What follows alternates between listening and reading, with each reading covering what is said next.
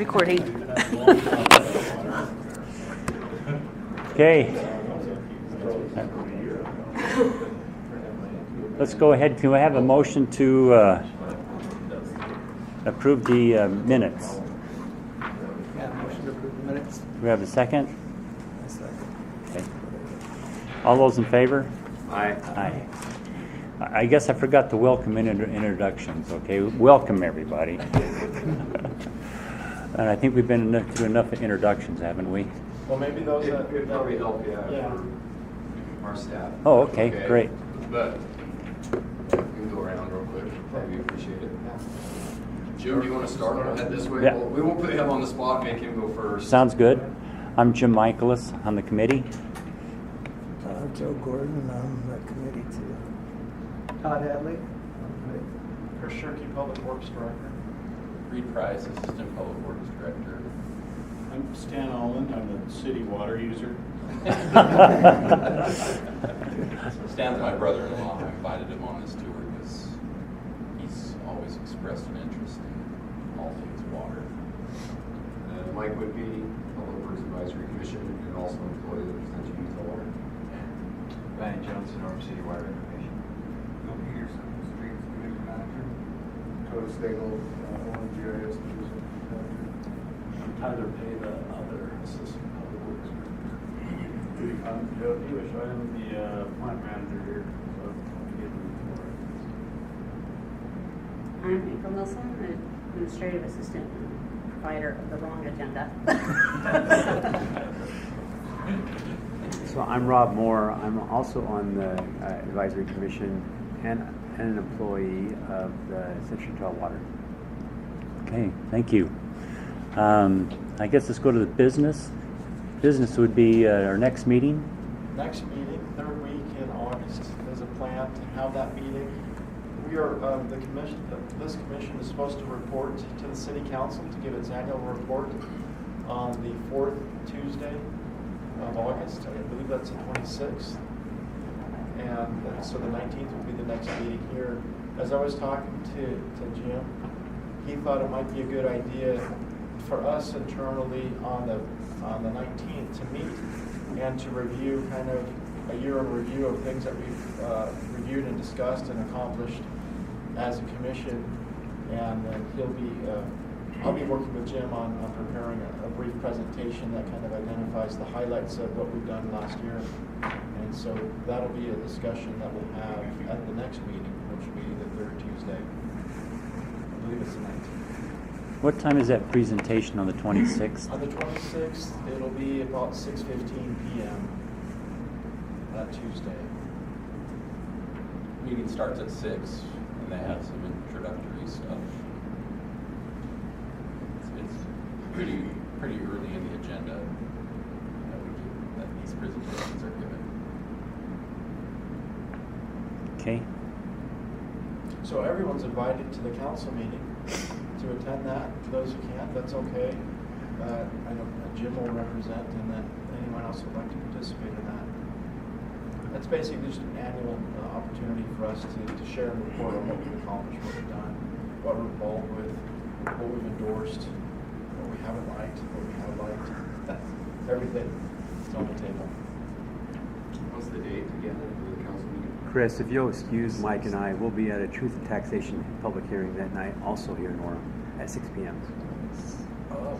Tom Macdonald's at the gate. Tell them Just to have push to the push the button. button and say, please let me in. Tell them we screen IDs very carefully. You got facial recognition. Tell them the gate is closed deliberately. Yeah, it opened for all of us.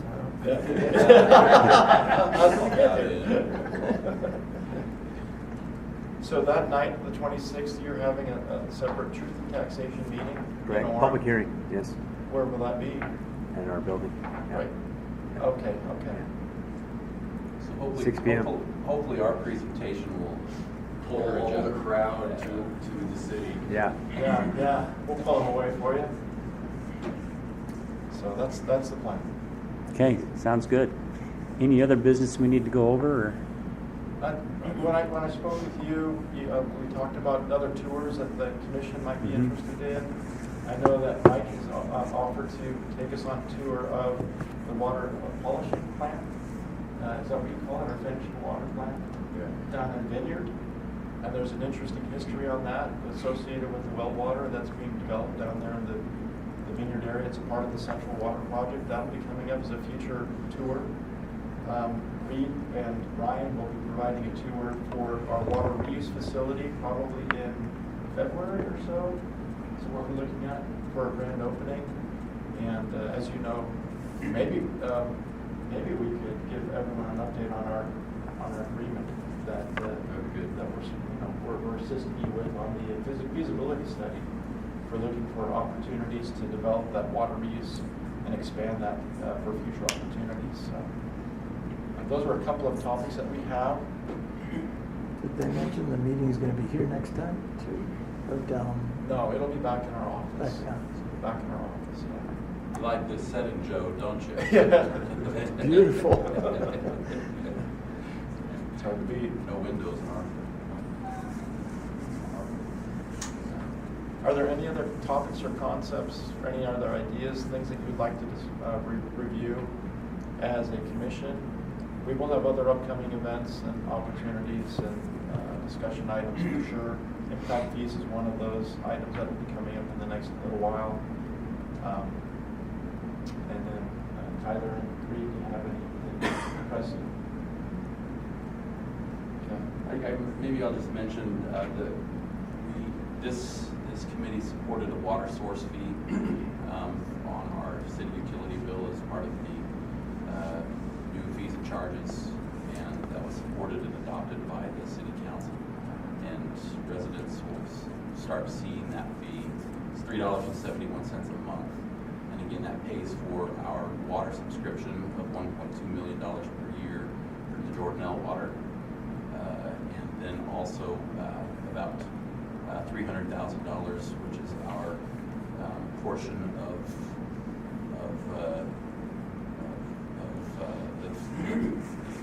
our responsibility for Deer Creek improvements, the Deer Creek intake project, and other maintenance that goes on there. So that was a big win for us, and even though it's an increase in rate, it's paid for by the users. It's a good thing. So we've historically been paying for that in the form of a water fee. And so it's been a pass-through cost from our water fund to pay for those items that Metropolitan Water District Forum pays for. And what has essentially happened is that we've taken away the capital dollars for our capital projects to pay for those. So we've carved that out separately and independently so we can still maintain our capital facility. So, and the fee will change from year to year based on the cost of the pass-through costs that will be determined. Okay. Anything else? I guess we can start our tour then. That'd be great. Joe, can I give just a little bit of background real quick? Sure. I think we have till, I think we're scheduled till 8 a.m. or do we have a little bit longer, maybe 15:30? I'm sure how tight of a time constraint we're on. I think we could probably take 3 hours if we needed it, if we had it. But just a little bit of quick background. So Central Utah Water Conservancy District was created in 1964. And the reason for our creation was to be the local sponsor of the Central Utah project. So a lot of times we're confused. People say, oh, the CUP.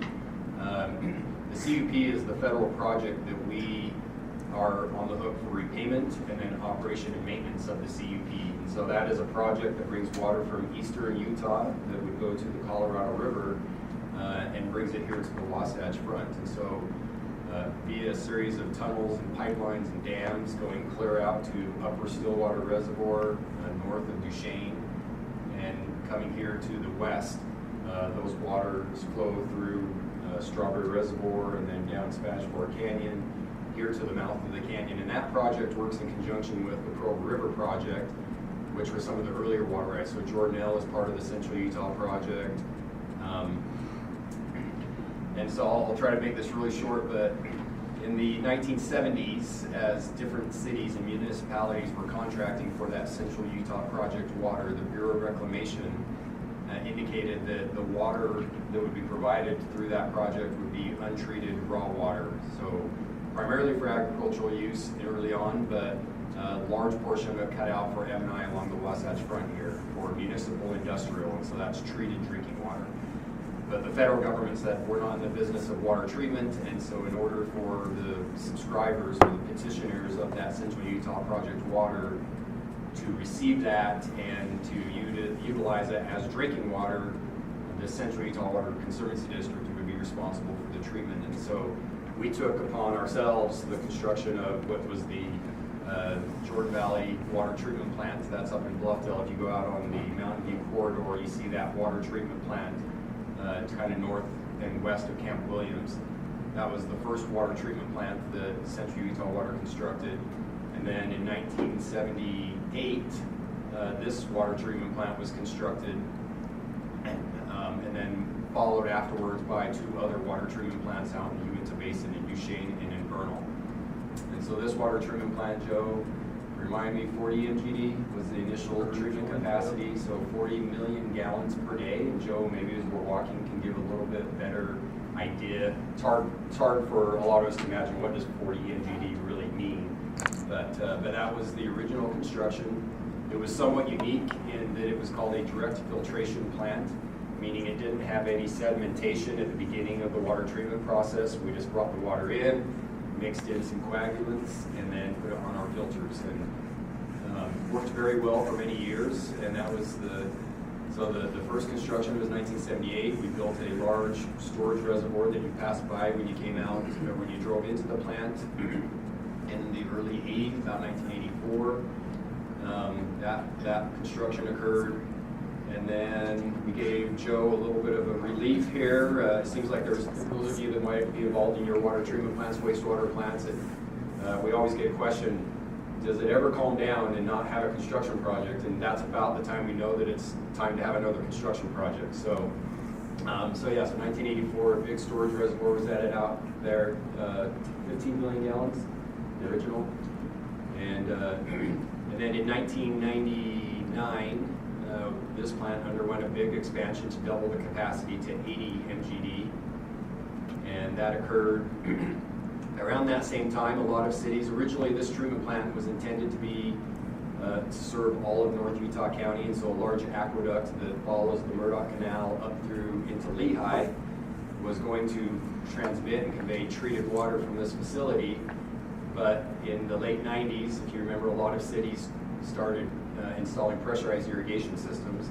And so the Northern Utah County communities came to us and said, we would like to receive untreated water rather than treated. And so we put in a bypass that goes around this plant that allows untreated water to service those Peay systems in North Utah County.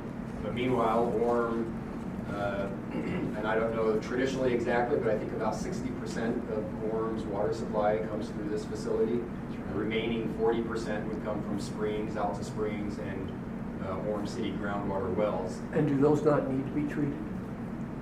Correct. Yep, the springs and the wells, I think we chlorinate them. So some disinfection but no filtration type process that is required for surface water. So this treatment plant receives water from Jordanelle via Deer Creek, Pearl River, diverts out at the Olmsted diversion, which is just a little bit up from the Murdoch diversion that's a little bit more visible from the highway. Comes through the old green pipeline. Many of you might remember the old green snake that came down the canyon. It is still there, but around that same time in the early 2000s, that pipeline was put underground. There were a lot of landslides and rock slides that would cause a lot of headache and maintenance issues with that pipeline. So it's still there, but it's buried underground.